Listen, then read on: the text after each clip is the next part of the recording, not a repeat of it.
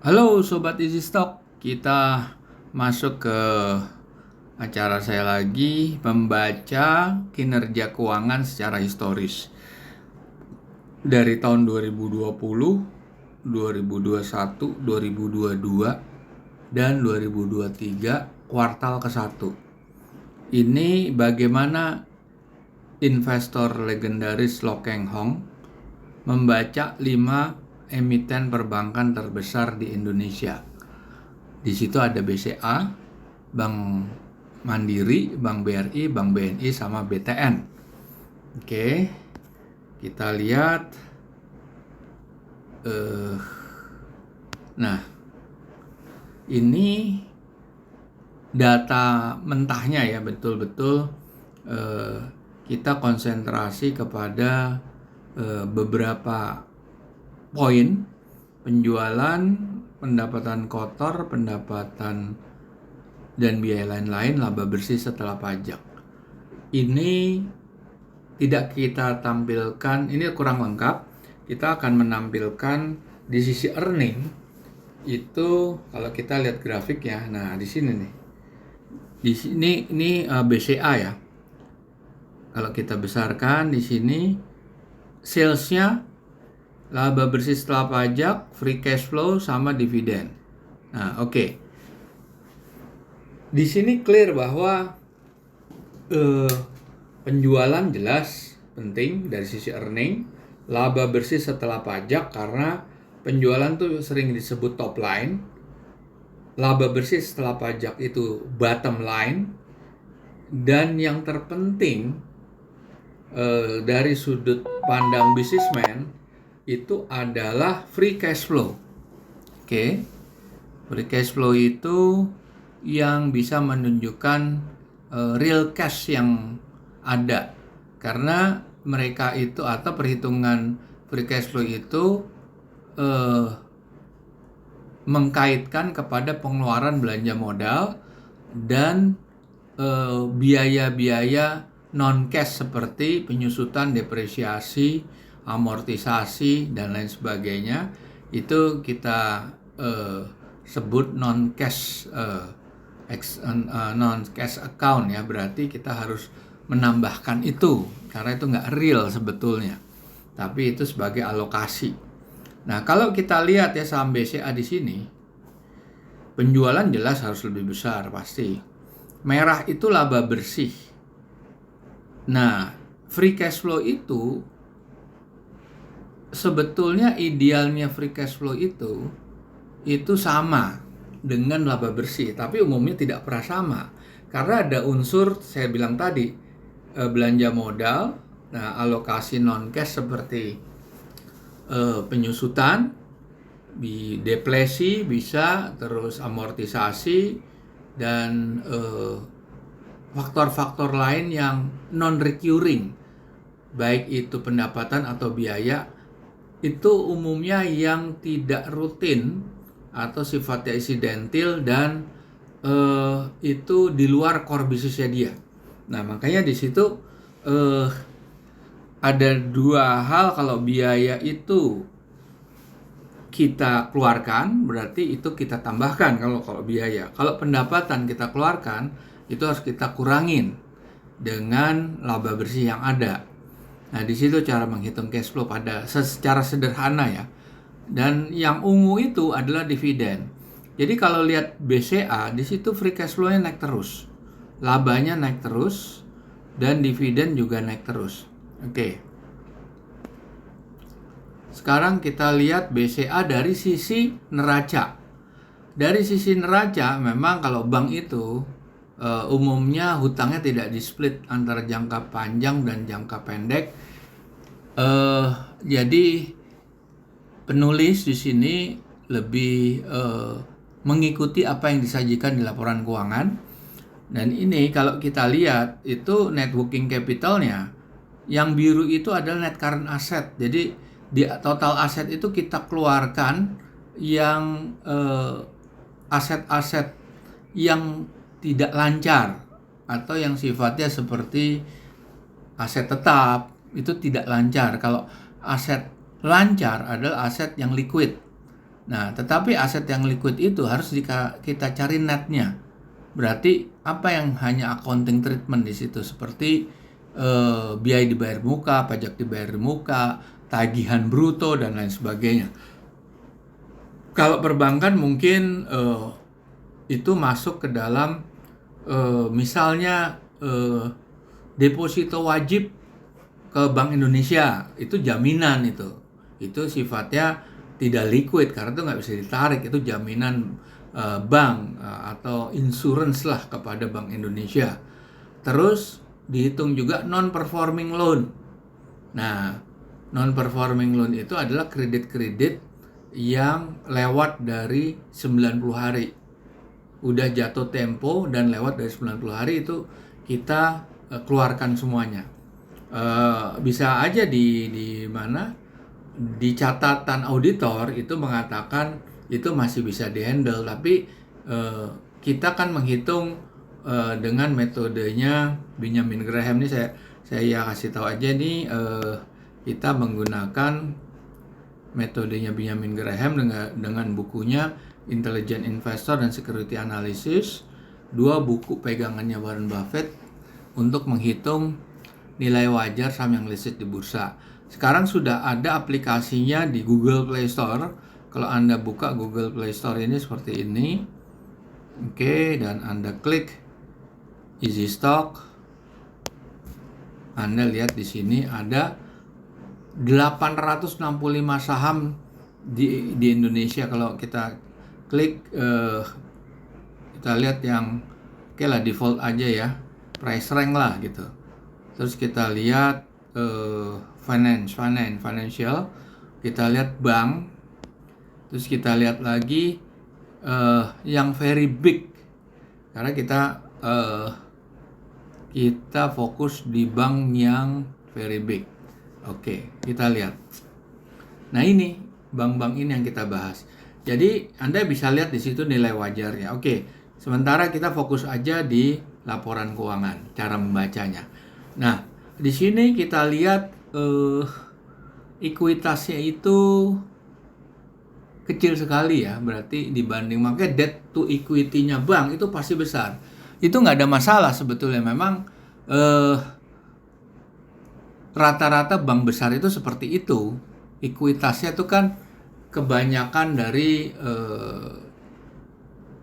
simpanan dari deposan ya. Orang yang nyimpan bunga itu kan bukan ekuitasnya si pemilik gitu. Atau sebagai bukti ownership, tapi itu adalah uang titipan sebetulnya. Ya makanya kan debt to equity-nya tinggi banget. Nah, ini kalau lihat di sini net current asset-nya selalu menghasilkan working capital yang surplus atau surplus working capital. Oke, kita lihat BCA kemudian.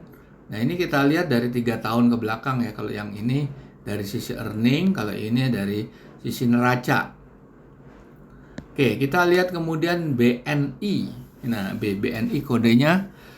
Kalau kita lihat dari sisi earning, di sini kelihatan jauh sama BCA ya. Kalau lihat sisi earning, ini proporsionalnya atau porsi labanya BCA itu kira-kira ya, ini main kira-kira, sebenarnya angkanya ada, tapi kita baca grafik aja dari kira-kira.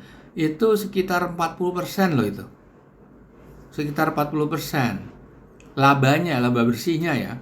Free cash flow-nya itu setengah lebih, 50% lebih daripada sales-nya. Bagus itu.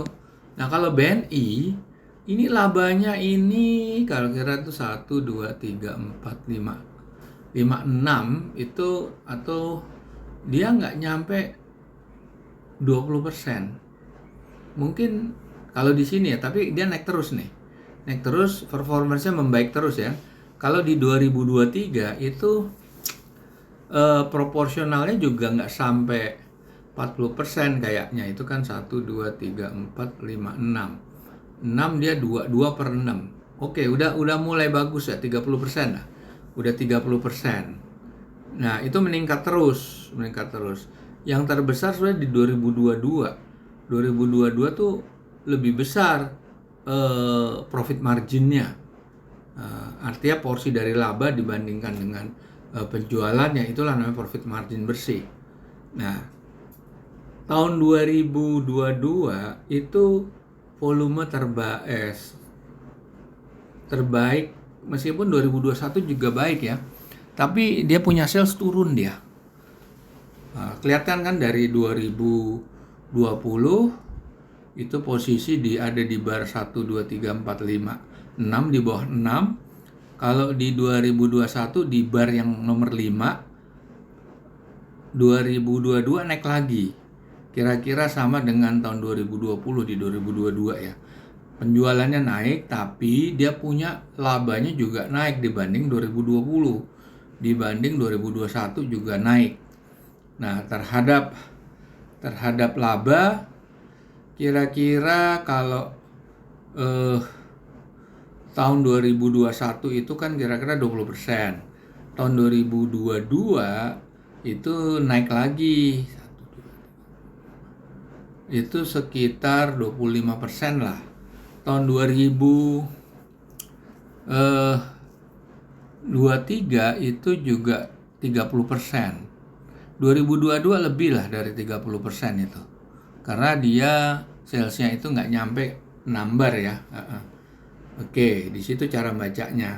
Free cash flow-nya juga agak menurun di tahun 2023, sorry. 2023 ini kita sudah kasih asumsi ya disetahunkan. Kan baru kuartal ke-1 kita untuk menampilkan sisi earning daripada laporan keuangan itu harus disetahunkan. Kita nggak bandingkan kuartal by kuartal ya, tapi kita selalu menampilkan dalam bentuk annual, dalam bentuk 12 bulan. Oke, ini BNI. Sekarang kalau lihat kita balance sheet-nya tuh kita lihat ya, di tahun 2020 itu tipis-tipisan tuh working capital-nya.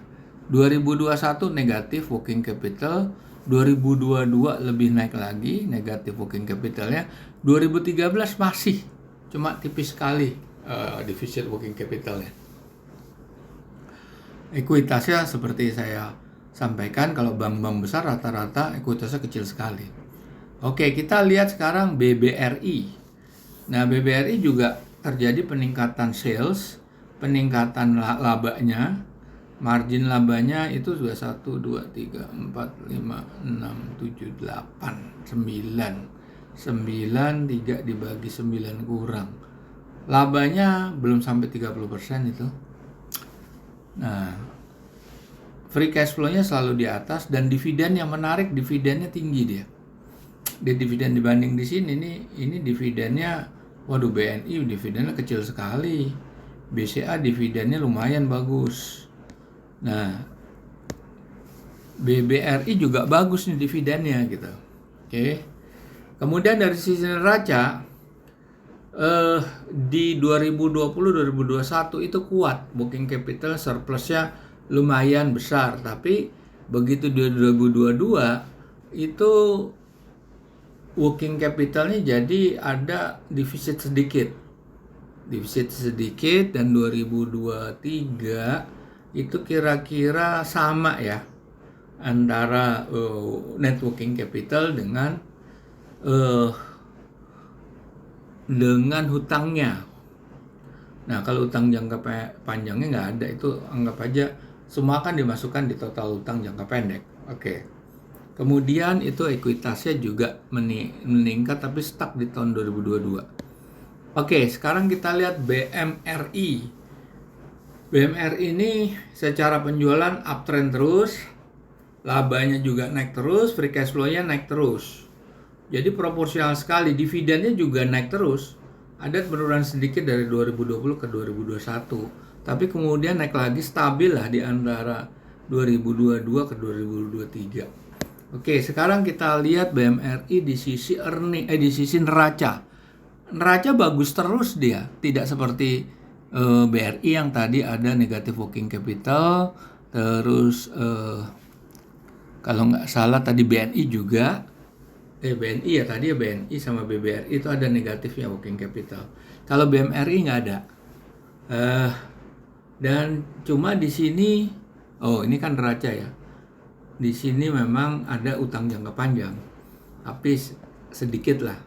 Nah kalau ini yang ungu itu adalah dividen. Dividennya juga naik terus, bayar dividen terus ini.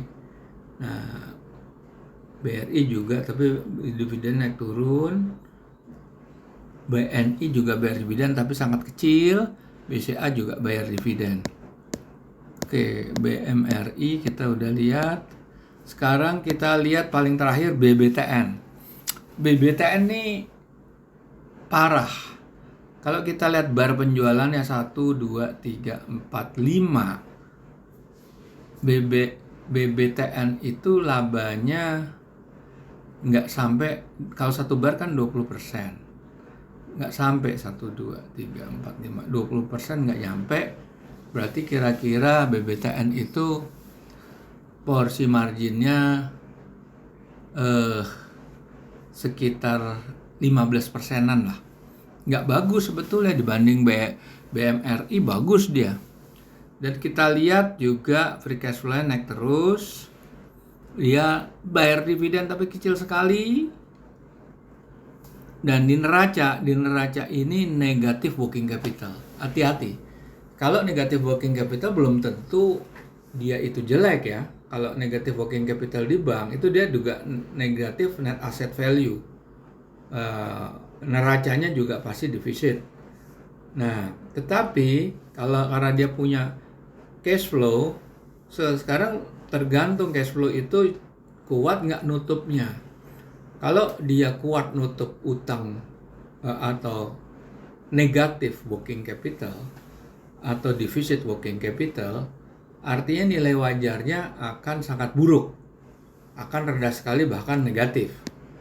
Nah, oke. Sekarang kalau kita lihat ya, itu kan neracanya jelas. Nah, di sini Lo Keng Hong itu melakukan seperti ini. Jadi dia melakukan analisa book value, price earning ratio itu kalau dia mau membeli saham. Kalau dia melihat fundamental, sebelum kita memutuskan untuk membeli, kita harus melihat dulu fundamentalnya. Kalau fundamental jelek, kalau ala Lo Keng Hong, dia akan skip. Nggak akan lihat harganya dia. Nah, kalau dia merasa fundamentalnya bagus, baru dia melihat harga. Harganya itu dilihat dengan metode yang paling sederhana, yaitu price to book value sama price earning ratio. Itu caranya Lo Keng Hong. Oke, jadi di sini kalau Anda mau pakai easy stock, ini ketahuan nih, kalau di sini BCA itu kemahalan. BNI masih ada upside cuma tipis ya. Kalau 14% ngapain juga kita? Kalau kondisi market nggak bagus dia malah turun. BBRI malah kemahalan. Yang bagus tuh BMRI. BBTN nggak masuk karena BBTN sebetulnya bukan termasuk yang very big bank ya, itu dia medium sudah, medium up. Jadi sebetulnya yang termasuk big banknya 4 sebetulnya, bukan 5. Tapi karena kita menggabungkan BUMN, ternyata BMRI itu BBTN belum sanggup sejajarkan dengan keempat bank ini, masih terlalu jauh lah dia. Jadi ada keempat bank ini yang masih under value, masih aman untuk dibeli itu BMRI. Oke, para pemirsa, kita jumpa lagi di lain kesempatan.